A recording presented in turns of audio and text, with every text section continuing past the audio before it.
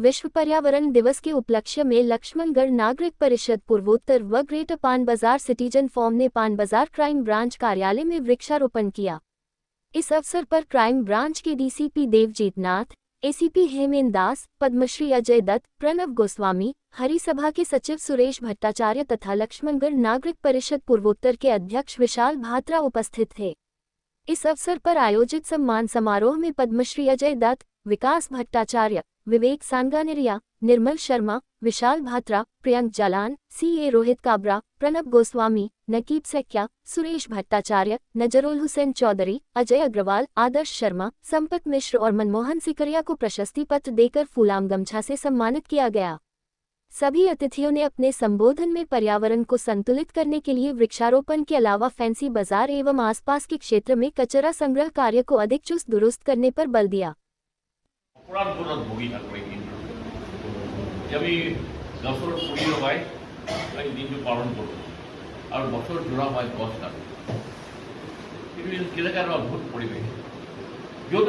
गुवाहाटी महानगरी मोर जन्म 40 दशकर प्रथम पर्याय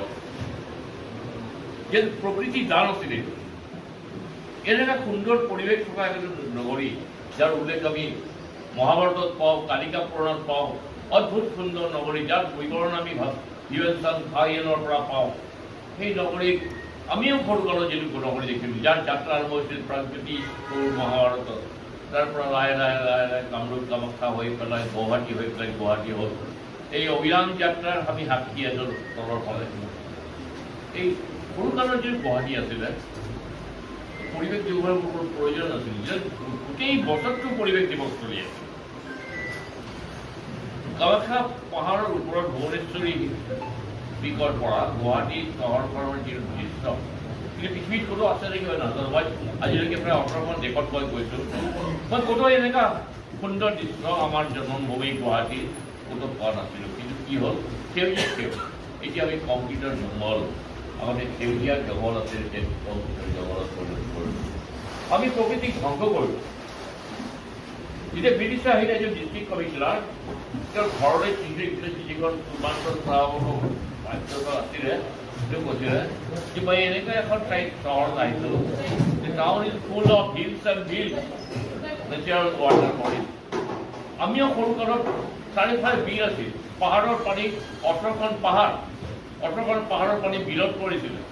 বিলৰ পৰা মৰা ভৰলো হৈ পেলাই দ্বীপৰ বিললৈ গৈছিলে, ব্ৰহ্মপুত্ৰলৈ গৈছিলে, 3খন উপনৈ গুৱাহাটী মাজেদি বৈ গৈছিলে। বিশ্ব পৰিৱেশ দিৱস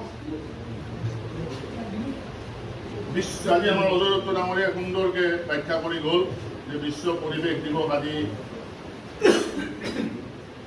সৰু সৰু জেগাত আজি থানাৰ আমি ভিতৰত আমি যে বিশ্ব পৰিৱেশ দিৱস পালন কৰিব লগা হৈছে ইয়াৰ তাৎপৰ্য আছে আৰু এইটো আচলতে ইয়াক বহুল ভাৱত আমি লৈ যাব লাগে এইকাৰণেই যে যিমান ডাঙৰ ডাঙৰ উৎসৱ আছে সেই উৎসৱবিলাকতকৈও আজিৰ কিন্তু ভাৰতবৰ্ষতে হওক বা বিশ্বত আজি এই কথাটো স্বীকাৰ কৰি লৈছে মানুহে যে আজি পৰিৱেশ দিৱস পালন কৰি জনসাধাৰণক সজাগতা কৰাৰ প্ৰয়োজন আছে। অজয় দত্ত ডাঙৰীয়াই সুন্দৰকৈ ব্যাখ্যা কৰিছে যে আমি যিটো পৰিৱেশ এই পৰিৱেশ বিনষ্টকাৰী আমিয়েই। এই বানপানীৰ দিনাখন দেখিলোঁ একদম প্লাষ্টিকৰ হেৰি দি এখন ভৰলো ভৰি গৈছে। গতিকে এই যে প্লাষ্টিকৰ টেমা ঘাট এইবিলাকেদি আমি আচলতে পৰিৱেশ বিনষ্ট কৰি দেখাত একো নাই যে ময়ো চাই গুচি আহিলোঁ যে হয় নলাটো বা নদীখনত আছে, কিন্তু এইবিলাকে যিটো পৰিৱেশ সৃষ্টি কৰিছে আমি আচলতে আকৌ পাহৰি গৈছিলোঁ যে আমি এই যে আজি 2 বছৰ আগত কৰোণাৰ যি বিভীষিকা সমগ্ৰ বিশ্বত এই তেতিয়াই আচলতে মানুহে বুজি উঠিছে যে পৰিৱেশৰ আৰু এই গোটেই বেমাৰটোৱে আছিলে পৰিৱেশৰ কাৰণে।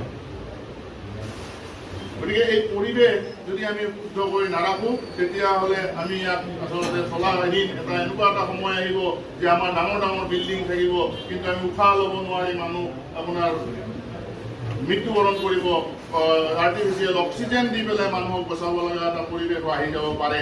গতিকে দিৱস হিচাপে আজি আয়োজিত এই অনুষ্ঠানত আপোনালোকৰ সৈতে আমি উদযাপন কৰিবলৈ পাই অত্যন্ত সুখী হৈছোঁ আৰু ক্ৰাইম ব্ৰাঞ্চৰ তৰফৰ পৰা আপোনালোক পদৌতিলৈকে মই হিয়া ভৰা কৃতজ্ঞতা জ্ঞাপন কৰিছোঁ।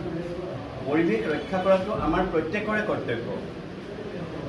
আমি দুই প্ৰকাৰে কৰিব পাৰোঁ, গছ ৰুইও কৰিব পাৰোঁ বা ধ্বংসটো ৰোধ কৰিও আমি কৰিব পাৰোঁ। আৰু আমাৰ মাননীয় দত্ত ছাৰে কোৱাৰ নিচিনাকৈ যদি আমি নিজৰ কাষৰখিনি পৰিষ্কাৰ পৰিচ্ছন্নকৈ ৰাখিব পাৰোঁ, তেতিয়াও আমি পৰিৱেশৰ প্ৰতি যথেষ্ট সচেতন আৰু সংবেদনশীল বুলি আমি নিজকে গণ্য কৰিব পাৰিম। আমি জানো যে এতিয়া গ্ল'বেলাইজেশ্যন হৈ আছে, সেইটোতো আমি কেতিয়াও হেৰাই চলিব নোৱাৰোঁ। We cannot help building of concrete walls and buildings, কিন্তু তাৰ লগতে সামঞ্জস্য ৰাখি আমি পৰিৱেশকো লগতে খাপ খুৱাই লৈ যাব লাগে। এতিয়া আমি 50ৰ দশকলৈ ঘূৰি যাবলৈ নোৱাৰোঁ যে গোটেই গুৱাহাটীত আমি অকল জংঘলেৰে পৰিপূৰ্ণ কৰি দিম, মানুহখিনি ক'ত থাকিব। কিন্তু সেই মানুহখিনি থকাৰ লগতে যদি আমি আমাৰ প্ৰয়োজনীয় অক্সিজেনখিনি, যিহেতু গছে অক্সিজেন প্ৰডাকশ্যন কৰে, আমি নিজেই গছ ৰুই তাৰ পৰাই প্ৰডিউচ কৰিব পাৰোঁ, গতিকে মানৱ সভ্যতাৰ কাৰণেও ভাল হ'ব আৰু যিটো আমাৰ গ্ল'বেলাইজেশ্যনৰ কাৰণে হৈছে বা ইনফ্ৰাষ্ট্ৰাকচাৰ ডেভেলপমেণ্টৰ কাৰণে গুৱাহাটীৰ যিখিনি উন্নয়ন হৈছে, সেইখিনিৰ লগতে সামঞ্জস্য ৰাখি আমি আমাৰ সমাজখন আগুৱাই লৈ যাব পাৰোঁ।